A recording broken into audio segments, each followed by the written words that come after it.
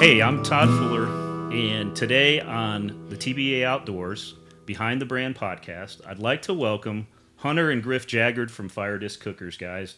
So glad to have you here in Winter Park at the office. Thank you, Todd. We're excited to be here. We appreciate your group having us. Absolutely excited.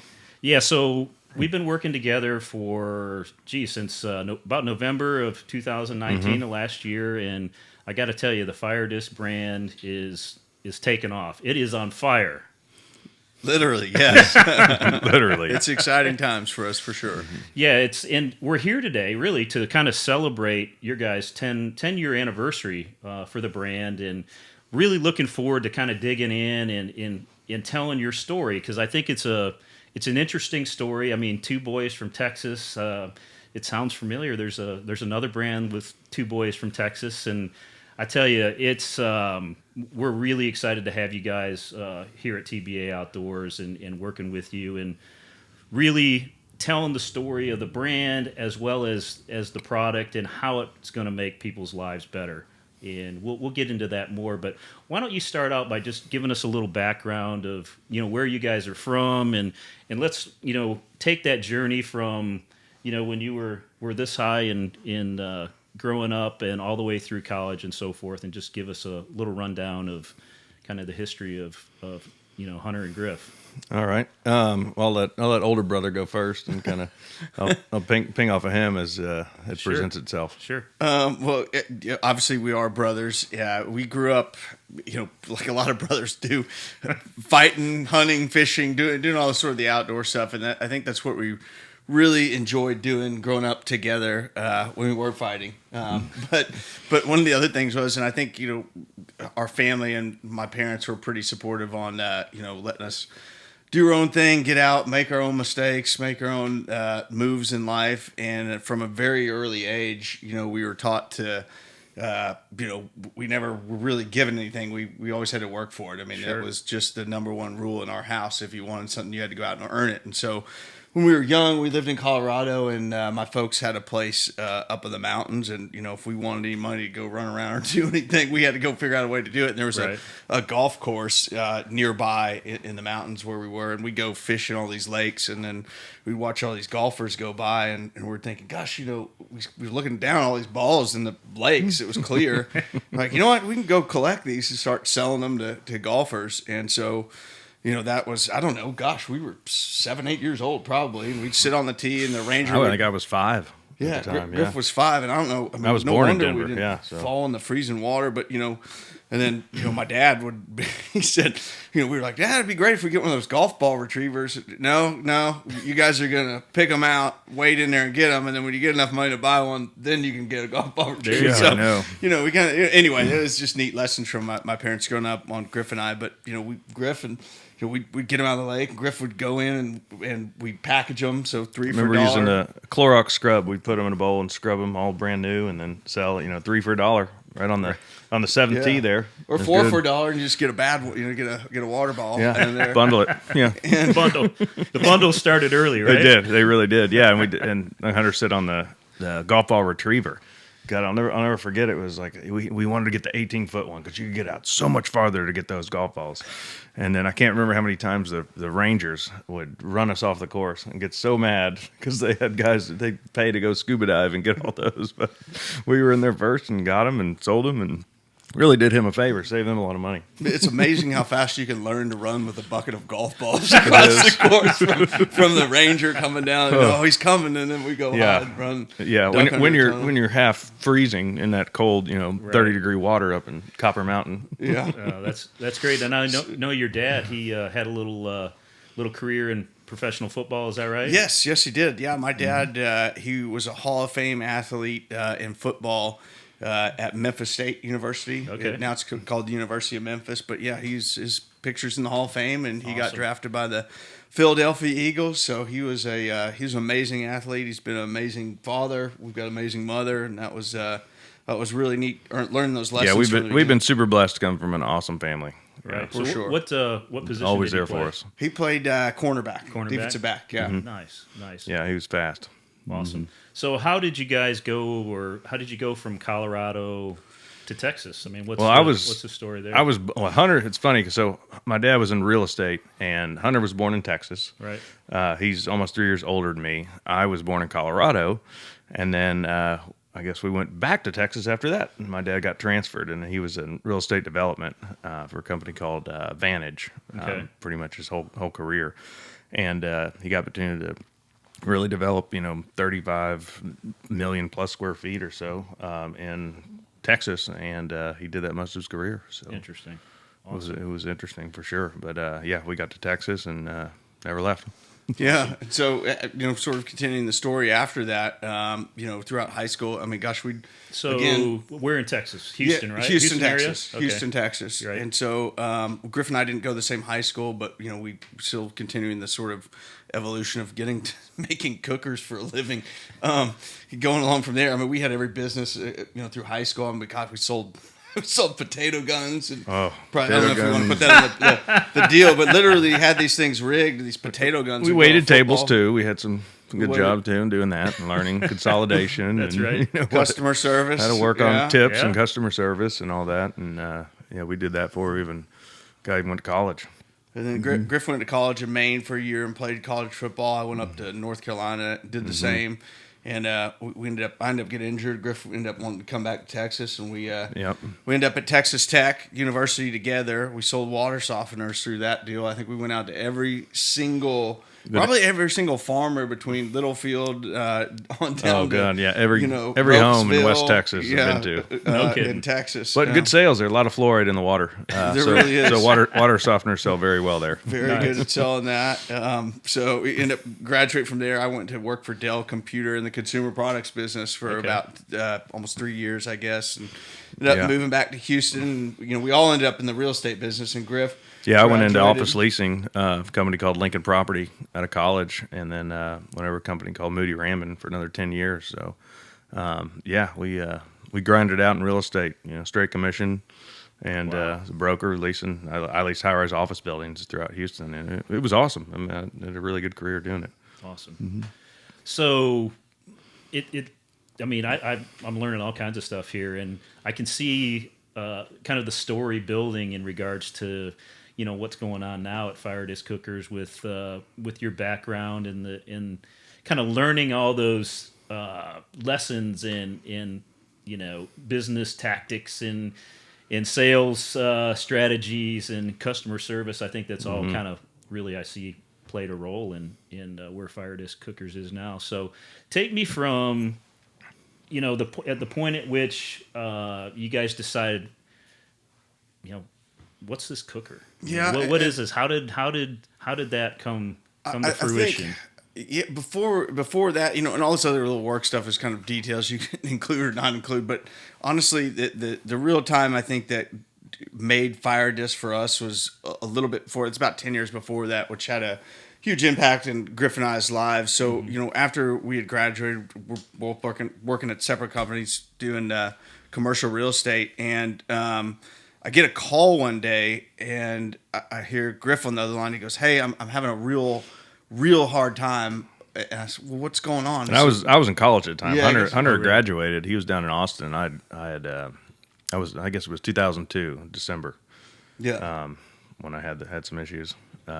You can go and finish. He said, I can't feel my hands. I can't feel, what's going on? And I said, sit tight. I'm driving up. And so I drove up to Lubbock, and, we went to this doctor, and he was scared, hey, you might have multiple sclerosis. And obviously, we don't know what that is and what to do with it and this kind of thing. And, kind of long story short, we end up getting him down to a specialist in Houston. And, he finds out that he has multiple sclerosis, which was pretty devastating our family. We didn't know what to do, what was going on with the disease, and it was pretty new back then. I mean, it's raised a ton of money. The MS Society has for sure. To educate more people about the disease and all that. But I'll never forget, Hunter came up to Lubbock, and he said, so I had a doctor's appointment with a doctor up there. I did an MRI, then I go meet with the doctor afterwards. Hunter's with me, and he says, "Oh, you have multiple sclerosis." This guy goes, "You get all crazy," and I was like, "You go in a wheelchair?" I'm like, "What?" And so I'm scared out of my mind. I didn't know anything, what's going on. And Hunter said, F this doctor, we're going to town to see a specialist. Right, So right. that's what we did. We went down and, we were pretty well connected in Houston and was able to find a way into one of the top doctors down in Houston. And he's been great. I still see him today. And I'm very blessed because I did catch it early. And I'm, we'll go into kind of here in a minute on what we've done to raise money for that. But I feel super lucky just to be as healthy as I am, for sure. Right. And, I do have feeling in my hands and all that. Everything's good. I do have still some tingling, some numbness here and that, but everybody's got issues they got to deal with. So Sure. we just one step at a time and just keep grinding away. Sure. Mm-hmm. So that was kind of like That was pretty eye opening, and Right. it was one of those things where you look at what's happened to you in life. And Griff was very good. Is you can handle it two ways, right? You can feel sorry for yourself, right. You can quit, or you can do something about it. And so Jaggers don't quit. we don't quit. And we're never brought up to quit. I mean, you can't quit at anything. I mean, you're already finished if you do. So Right. and you see a lot of people it's overcome a lot of adversity doing that. Griff's story is no different. And so what we decided to do was form a team to raise money for multiple sclerosis. There's a bike ride from Houston to Austin. It's a 150-mile bike ride. And, Griff and I got together and, him as my co-captain, and we formed this team. And the first year, and we basically sit out, look, we're going to ride this thing till we make a difference. We're absolutely going to ride this thing every year till we make a difference, and it wasn't about doing anything other than that, and the really cool thing about that, we did the first year, raised $6,000, right?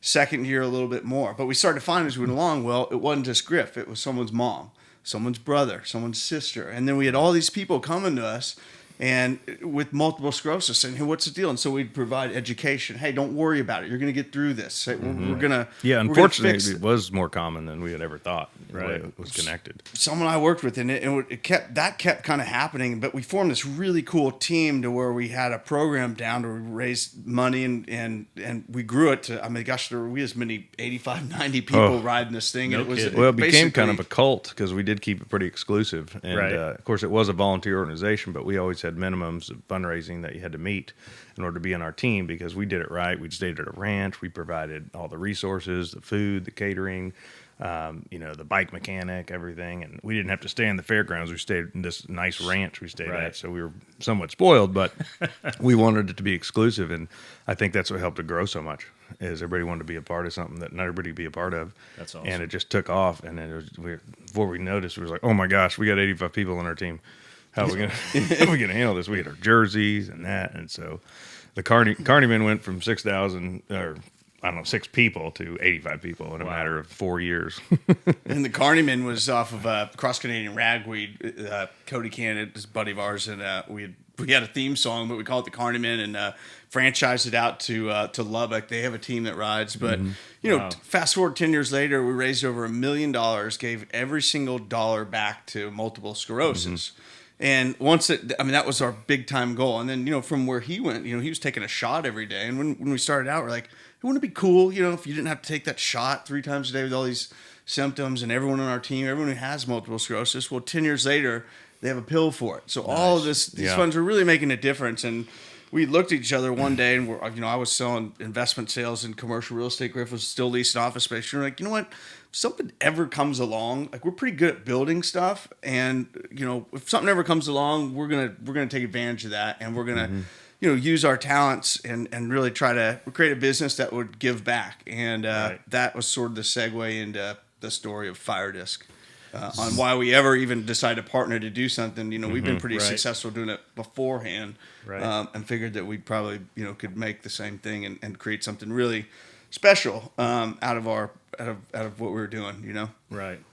That's awesome. So take me to that very moment or kind of the lead up to the moment of, me coming from the Midwest, I never knew what a discata was. I never saw anything like that. I never seen anybody cook on anything like that. So how did it all come about? I mean, we saw them in we at school at Texas Tech in Lubbock, and there'd be people that would bring them out randomly, and it was a plow disc, just a simple dish basically, plow disc about 20 to 22 inches wide, and throw fajitas on there and stuff, or throw it on the coals, and it was awesome. I mean, it seasons like a cast iron skillet. It was great. People would have them around there, but you never knew where to get one. Right. It was somebody's, ranch hand or something made it to him, or a friend or whatever said, "Oh, my buddy's ranch hand gave him this. Let's cook on it. It's awesome." And it was awesome.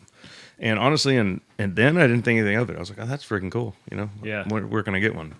And it just kind of faded away because you couldn't get them anywhere. There was no place to get them. So people your buddies would bring them to hunting camp and fishing camp, or what? But It was just kind of random at tailgates. You'd see them. Oh, really? Not a lot, but it was something you just couldn't think. And like I said, I never thought about anything in college. But then after college, Hunter and I we'd have these weekends we do with our buddies out of college. We'd go to different places around Texas, et cetera. And Hunter's father-in-law gave him kind of a makeshift plow disc like that. And it was the same deal. He put it on the coals, no heat source. And we took it down there. And, God, we had 20 of our buddies down there, and we fed them like that. Right. I mean, a ton of people really quickly. And everyone's like, "Man, this is cool. Where'd you get that?" And I was like, "Well, my father-in-law's ranch, I think, made it to him. He gave it to me as a gift, and it was really cool."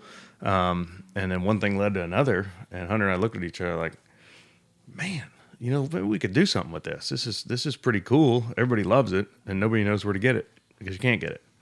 So, probably, I don't know how many, 10 napkin drawings later, and a couple 30 packs, over a few months, we figured out, you know what, we can totally redesign this and make it extremely awesome, portable, durable, and versatile for every person out there, whether they're, out at the hunting camp, the fishing camp, in the backyard, the tailgate. It's something that's virtually anyone can use and not intimidated. And by we started looking into the real idea of the market. I mean, the people cooking on plow disc is not a new thing, Right. But it's a cool thing, right? You could do literally anything. And then when my father gave me this kind of makeshift one, it was cool, but it didn't work well. It was hard to use, that kind of thing. And then, when we started looking at the market, we're like, okay, you've got, these different categories. You've got your Komodo style grill. You got your pellet grill. You got your traditional gas grill.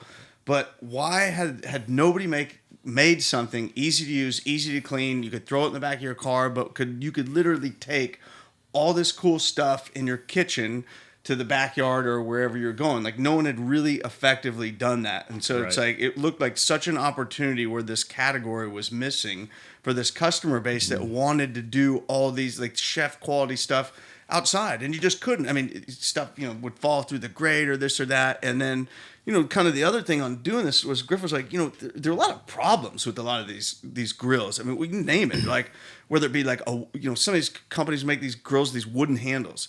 I mean, we grew up hunting and fishing. Like, even in the backyard, like, we tinkered with all this stuff. We know it doesn't work. And it's going to break. It's going to warp. It's going to fall off. It is. And nobody wants customer service issues. It's exhausting. It takes focus away from your business. Subpar materials. It's like, why is just nobody making something like quality? Like, people used to buy your grandfather's washing machine. Well, you bought one because you could it would work. You could fix it if you had to, but you knew it, like, you're buying something to last. Well, people are so used to this throwaway generation, but that's not what people really want to buy these days. They really don't. And I think they're willing to invest in products that'll last, that actually work. They're not going to throw in the trash. And you don't get in situations where you really do need to cook and it breaks down on you. And so that's kind of the idea we set out to create when we created FireDisc in our category, the portable propane cooker category. And that's kind of the idea. And we, every product we've kind of taken from there and sort of over. Just the whole durability thing was so important to us. We just could not deal with a product that just didn't live up to its price or its name or its brand. Sure. And, like Hunter said, we've had so many where it's like, that's going to fall off, that's going to rust. I know that's going to dent. If he drops out, it's broken, stuff like that. So we just decided if we're going to build something, we're going to build it heavy duty, even if it costs a little more. And we started to work backwards. So we figured, okay, we want it to work like this. What materials do we need to build it out of to make it work like that? I think people work a lot of the work the other way, which is, probably an easier way to do it, where you work on just like cost and then you back in it and then, okay, well, we can't build out of these materials or whatever. And we're like, no, look, we're going to make this happen. We're going to build out the materials that work, and we're going to find a cost that is convenient to our customer, that works, and they invest in something that does. And same with taste. Taste is a big thing. Like, okay, we want foods, steaks, whatever, to taste like this, like how they do in restaurants. Like they cook them on cast iron or carbon steel, which a FireDisc is made of. Well, that's the material. If you're going to get that flavor, that's what it needs to be made of. Right. And so we kind of started backwards and then worked our way back through the product on what we need to build to achieve what those properties that the customer would probably want, because that's what kind of what we wanted when we were out there. Sure, absolutely. So talk about kind of the early like prototypes, because I always like to. I know I've heard a couple stories about people stealing cookers and all kinds of behind the scenes kind of stories of how did it start? What was the first one like? I mean, did you go to a welding shop, or did you do it in your garage, or how did that start? It was kind of a combo of garage and welding shops. I mean, I think from the beginning the hardest thing was manufacturing, hands down the hardest thing. I mean, somebody comes up to you and says, "Hey, I want to make a product. How do you make it in China, or how do you make it here?" Nobody knows. You just have to ask a lot of people, talk to a lot of people, ask a lot of questions, and figure it out. And that's really where we were. We were in real estate. We didn't know, and so we made a lot of mistakes, but we learned a lot on the way too. But yeah, I would say the first prototype was done at a machine shop in I guess North Houston, and it was with a guy that was, I don't even remember his name, but we called him Tim Torino. And his first name was Tim, and I don't remember his last name, but we called him Tim Torino because he was real rough around the edges, kind of like the movie Gran Torino, like Clint Eastwood. Yeah. We're like, this guy just, I was like, oh my God. He built one for us, kind of at our specs, and we saw it. We're like, all right, let's call Buc-ee's. It was probably way too early, but we did. We called him and said, "Hey, we got a cool cooker for you. What do you think?" Etc.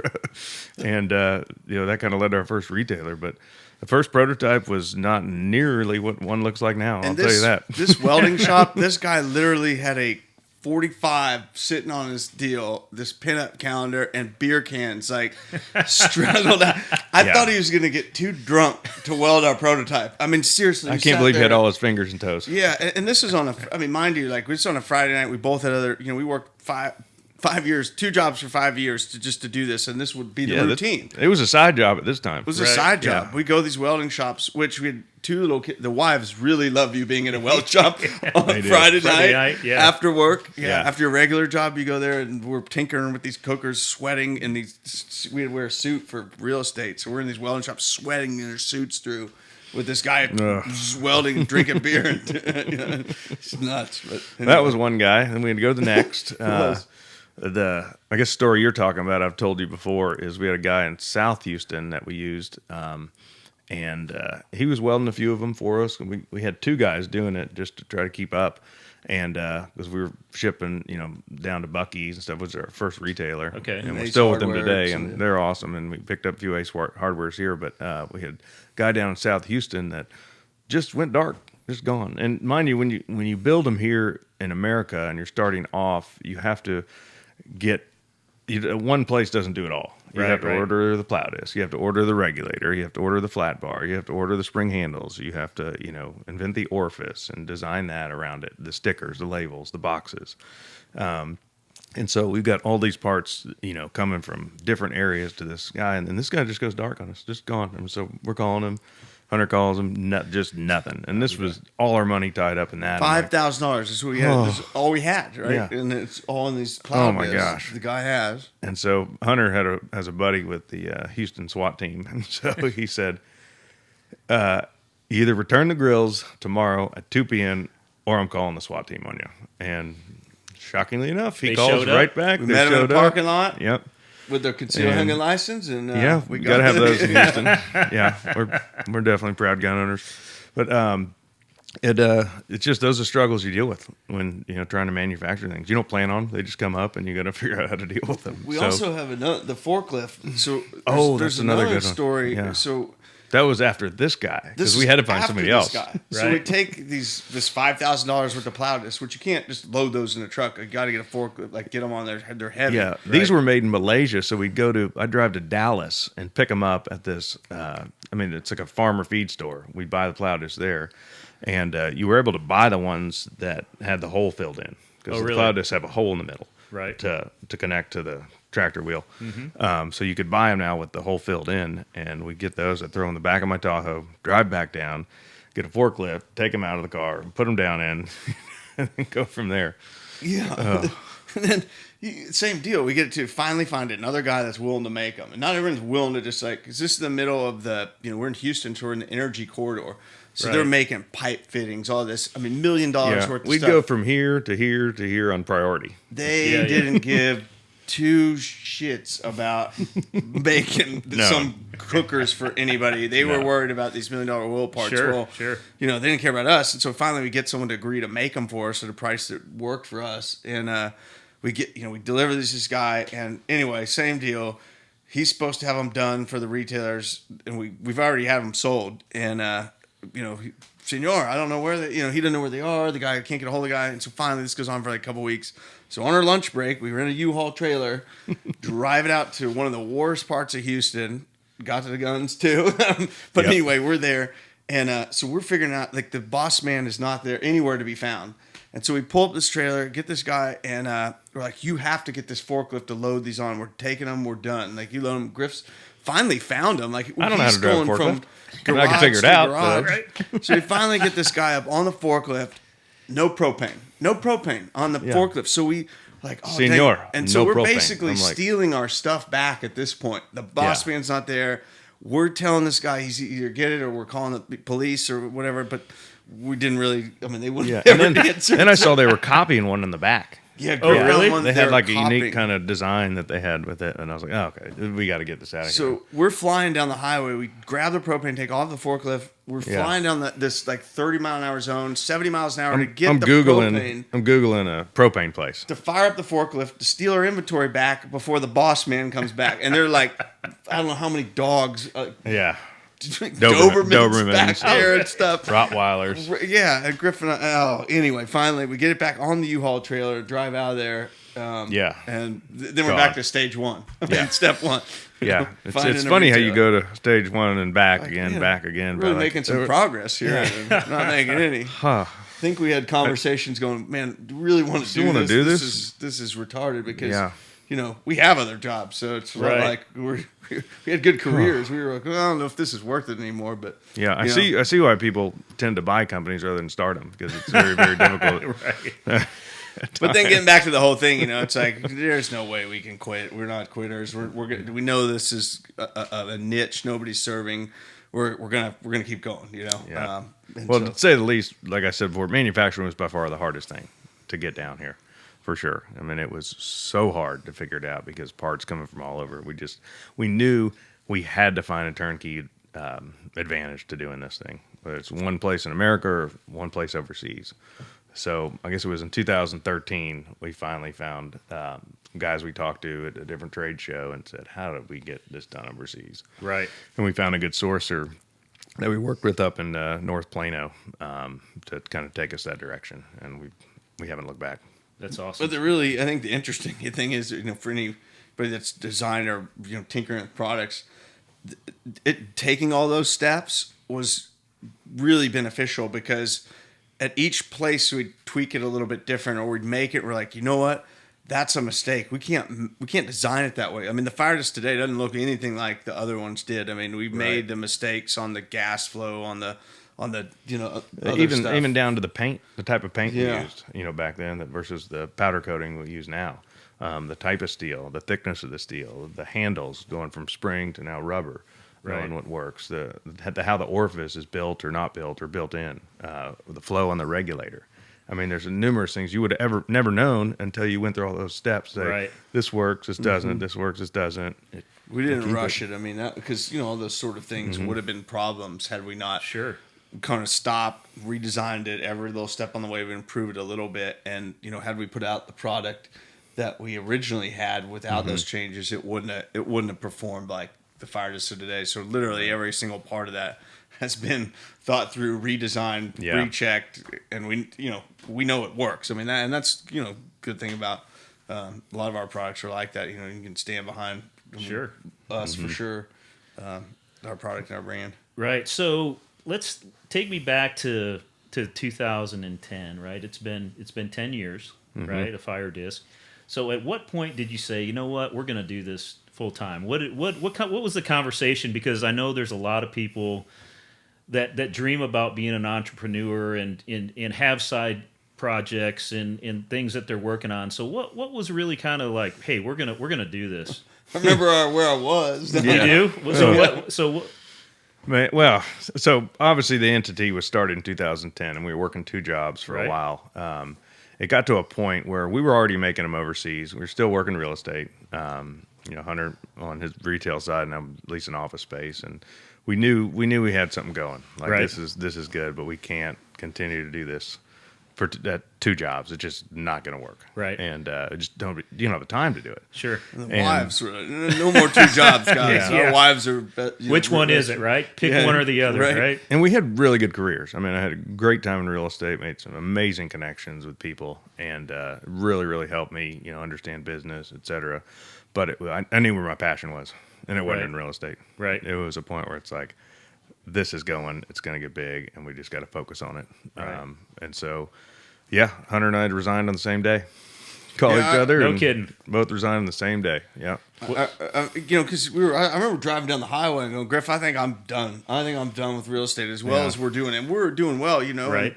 And, you work 15 years in a career. It's not an easy one to just say sayonara to. You put your blood, sweat, and tears on that end too. But I remember driving down the highway just thinking, like, you know what, if you're half in, it's like you're just half good at 2 things. And so you have to make a decision. Hey, do you want to be really good at, X or Y? And you do have to make the decision, especially when the things were taking off with FireDisc like it was. And there was no way to do it halfway. You just could not. And I remember calling Griff and go, Griff, I think I'm done. I think we're going to just do this. Are you with me? And he goes, okay, let's do it. We quit, went home, told the wives, and they were, we've got really supportive wives, so they were like, awesome. Okay, we know you guys' track record, y'all make it a success one way or another. They were behind us 100%. You had all the struggles and stuff with it, but that's part of it. It's just life and not that the struggles ended there. Right. Really, they just began. Right. But every morning it was every morning it was good, but no, it was absolutely the right decision for us. I know you would agree. I mean, it couldn't be better for sure. I mean, we're extremely happy with what we're doing. We're building a great brand, and we're giving our customers an awesome product. Yeah, for sure. Which I want to continue to do. And we got the ability to do something good, and especially at the story with the MS-150 and our team, like we had an opportunity to give back, that was going to be really important to us because we'd all work different companies, different places before, and I think a lot of people had the opportunity to do some things, whether it be in the community or with their product or whatever. But we just wanted to create that type of culture, especially from what we went through with Griff, but just down the line, like we do pick a charity each year, based upon our employees. Something's always hit home for somebody, and we try to pick that. This last year was, unfortunately, we had one of our guys, Luke Aspirin, his wife passed away from pancreatic cancer, and she made this really, really great seafood seasoning. She never tells us what it was, but she made it, and they always put on their stuff when they're down there, and so we ended up coming out with this before she passed away. She gave Lou this recipe, and he was nice enough to give it to FireDisc and say, okay, you guys make this, and we give a portion back to pancreatic cancer. But that's awesome. But that's one of those things that's I think super important, not only for FireDisc, but it's important. Hopefully that a lot of people do it. And obviously our passion is the outdoors and the outdoor industry and cooking and for sure and all that kind of stuff. But if you can get behind that, I think it's super important. So you talk about the passion part. You said, I wanted to follow my passion. Talk a little more about what is it that you're passionate about, FireDisc, and why FireDisc? Why? I mean, that's the question for a lot of brands. I mean, answering the why. So why FireDisc? Well, I think even before that, I always liked to tinker with stuff. Right. I remember my parents get back, quit messing with that Griff. Tinker. I mean, I'd break a lot of things. I really did, but I knew how to fix them. Right. after that. I mean, there's probably nothing I can't fix out there. I mean, I am a good handyman. I will give myself credit there. I can fix a lot. You'd be a little kid in the motorhome. I can fix it all. Remember Yeah. Grandpa Jack getting all mad, like he'd Oh, turn he's on light so switches, bad. just tinkering with every damn thing in the touching everything deal, here. I was a very tactile learner. Right. product. But I just always enjoyed that kind of stuff, and so I think that's what kind of drove my passion when Hunter and I started FireDisc. We had a product that it was our baby. I mean, we built it how we wanted, how we knew what the customer wanted, but just the customer didn't know what they wanted until we showed it to them. Right. And we showed them this is awesome, and it doesn't break and it doesn't rust, it doesn't fall apart, and you can cook anything you want on it, and it works on a small propane tank. Oh my gosh. I'll never use my grill again or my smoker again. This is so much easier and convenient because we live in such a convenient world now. Right. That people just want ease, and that's kind of what this did for it. So the passion just continues to grow with that. Right. I think, and I mean, Hunter and I's bread and butter and our extreme passion is product development. Right. I mean, we've run the company, and I handle most of the marketing. Hunter does a lot of the sales stuff, but our passion is product development. I mean, that's what we're good at, and we have some awesome stuff on the horizon. That's great. I can't tell you, but I promise you it's going to blow your socks off. But that's where the passion goes. Just tinkering with stuff and making unique stuff that you don't see. And Right. things that solve a problem. Mm-hmm. How about you? Yeah, I would do the same. I mean, we grew up tinkering, messing with all this stuff, and I think if you do that a lot, and you're out, whether cooking in the kitchen or outdoors, or hunting and fishing, camping, whatever. I mean, most people can walk in a store and know what works and what doesn't work. I think people are getting better. The customers aren't stupid, and I think a lot of people have been thinking that they were for a lot of years. Right. They tried to shove stuff down their throat that you knew was cheaper. You just buy it because it would work. And so when we started FireDisc, the company, we want to make good products for people cooking outside, and it wasn't necessarily the stuff that you'd find on the shelf, or we weren't necessarily trying to make a better mousetrap. We were trying to make sort of a new mousetrap that would solve some of the problems. And I think it's definitely what we're going to continue to do going forward, to provide these really neat products. But that was sort of the passion. I mean, I think my passion, same with Griff, is like, when you see a customer go, man, this is really cool.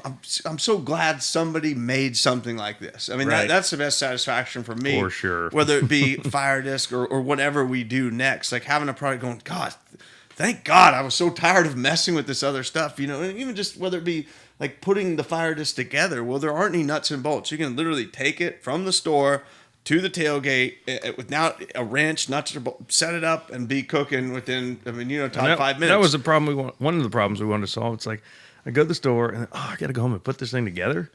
Oh, and I can't do it on myself. I have to get somebody else to help me with it because it's so heavy.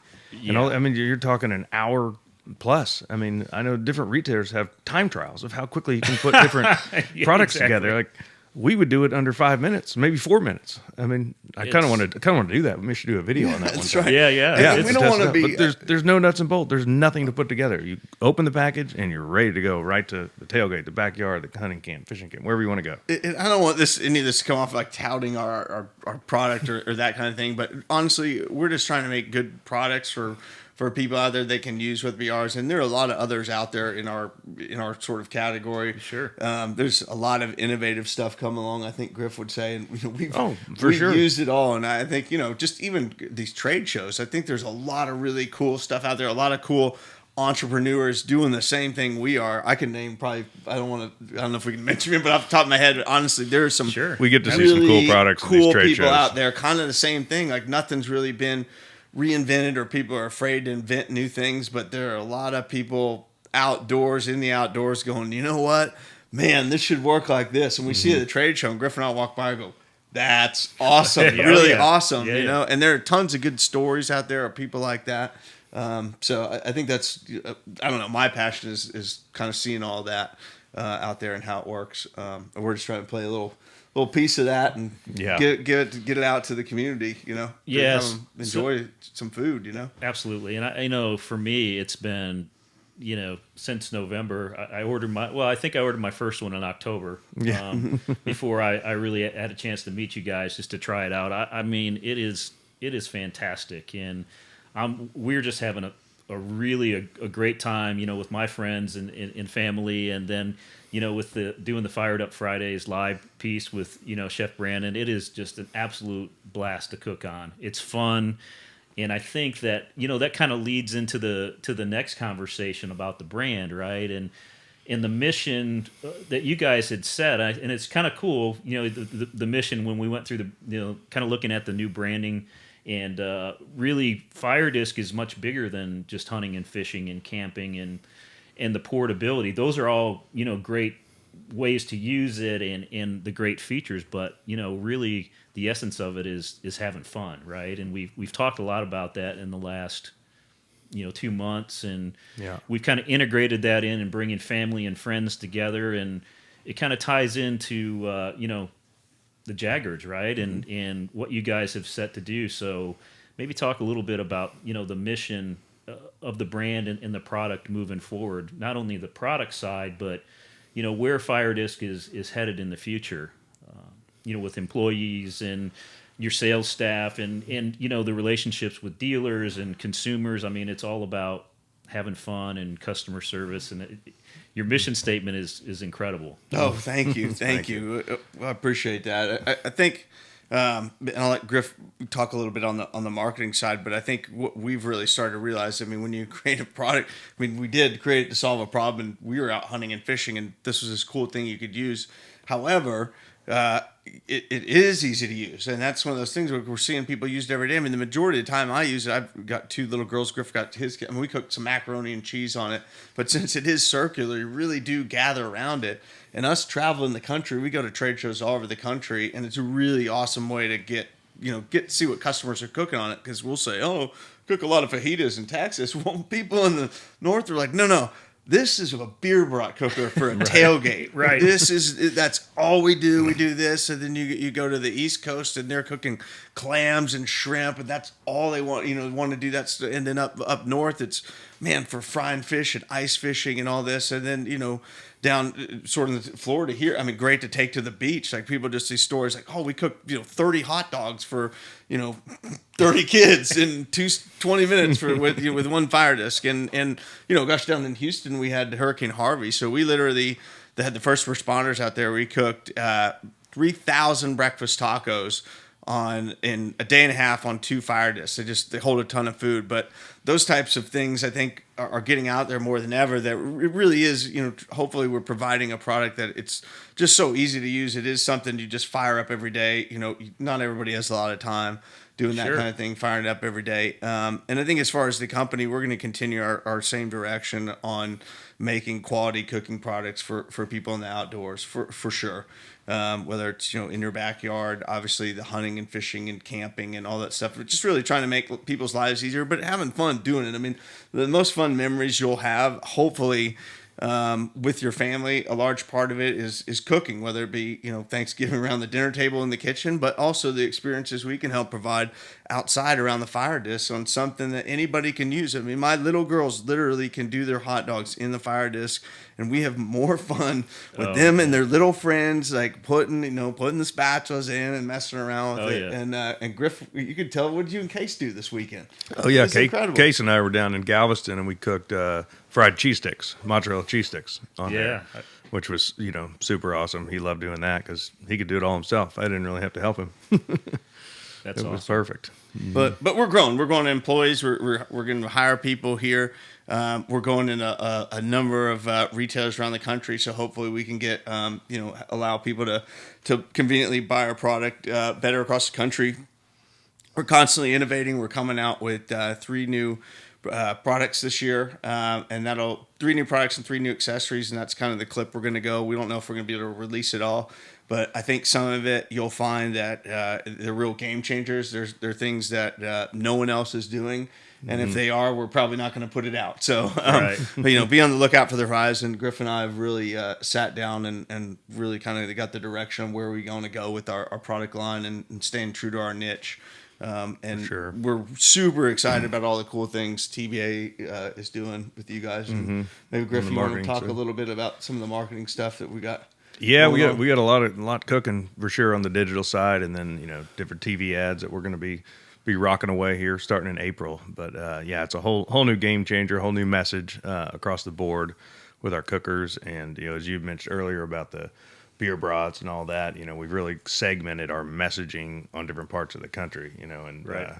we'll continue to do that. I mean, we're not going to send a POP of a guy on a beach up to Michigan.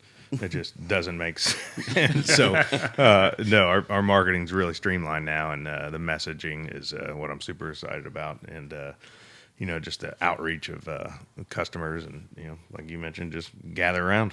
Yeah, no, it's exciting to be a part, especially at this time of FireDisc and watching it grow and taking a look at how it makes people feel to cook in good food, and I think one of the missions too is to provide more education for people about how to use the product, because it is awesome. But I got to tell you, at first I was a little intimidated by it. The first time I got it, I'm like, man, it says I got to season this thing. Ugh, how do I season it? So I kind of worked through that, and then really, the big question is, what am I going to cook first? What's the first meal I'm going to, screw up, right? Well, it didn't happen. And it's so easy. And I think, with Fired Up Fridays and all the recipes and the Facebook group, I'm really excited about that. And having more people be engaged on that and share the recipes so everybody can learn and grow and enjoy the product. So For sure. Yeah. Hopefully people can tune in. I mean, I think that the neatest thing on that is just tuning in and learning. Like, if you do get a FireDisc, I mean, go there. We've never really had that platform until you guys thankfully came along and said, look, we've got this environment where they come, and we've got a true chef, like, teaching me how to do these recipes. I mean, it's hard to get that anywhere, but for us, it's especially neat because, we get people to, like, teach other people on all these cool things you can do and experiences again. Right. Plus, I mean, food cooking is no exact science. It's all about experimenting. Exactly. So there's no reason to be intimidated. Just get out there and cook. Yeah, that's right. And experiment and see what happens, see what works, see what doesn't work. Yeah, that's the fun part for me, and I guess just being able to be with friends and family, and I'm just again super excited to be part of the FireDisc team, and thank you guys for likewise for likewise. coming in and making the trip from Houston here to the office here in Winter Park. So for sure, absolutely. All right, guys, thanks again, and we'll look forward to a fantastic year with FireDisc. All right, That's thank right. you. All right. Fired up. Cool.